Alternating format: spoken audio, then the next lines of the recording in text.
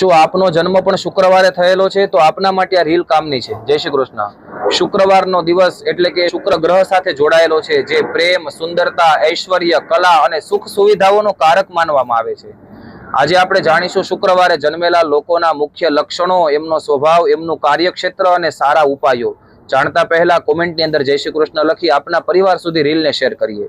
આકર્ષક વ્યક્તિત્વ. આવા વ્યક્તિઓ દેખાવમાં સુંદર અને પ્રભાવશાળી હોય છે. તેમની વાત કરવાની શૈલી અને વ્યક્તિત્વ બીજાને જલ્દી આકર્ષી શકે છે. કળા પ્રેમી.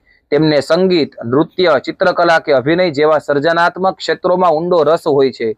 જીવનશૈલી. તેઓ વૈભવી જીવન જીવવાના શોખીન હોય છે. મોંઘી વસ્તુઓ, સારા કપડાં અને સુખ સુવિધાઓ ખૂબ સારી ગમતી હોય છે. મિલનસાર. તેઓ સ્વભાવે ખૂબ જ દયાળુ અને રોમેન્ટિક હોય છે. મિત્રો અને પરિવાર સાથે સમય વિતાવવો તેમને ગમે છે. સુખ સમૃદ્ધિ અને સફળતા માટેના ખાસ ઉપાયો.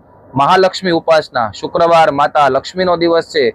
આ દિવસે શ્રી સૂક્તનો પાઠ કરવાથી અથવા લક્ષ્મીજીની આરતી કરવાથી આર્થિક સ્થિતિ મજબૂત બને છે. સફેદ રંગનો પ્રયોગ. સફેદ અને ચમકદાર રંગ એ શુક્રના પ્રિય રંગ છે. શુક્રવારે સફેદ વસ્ત્રો પહેરવા અત્યંત શુભ માનવામાં આવે છે અને ભાગ્યશાળી માનવામાં આવે છે. ગળી વસ્તુનું દાન.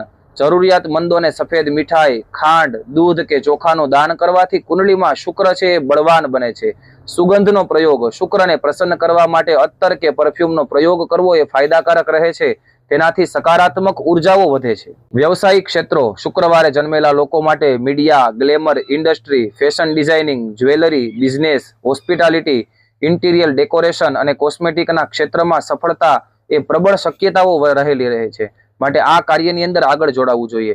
તો તમારો જન્મ પણ શુક્રવારે હોય તો કોમેન્ટની અંદર જય શ્રી કૃષ્ણ લખી શુક્રવારના જન્મેલા લોકો સુધી આ રીલને શેર કરીએ. જય શ્રી કૃષ્ણ.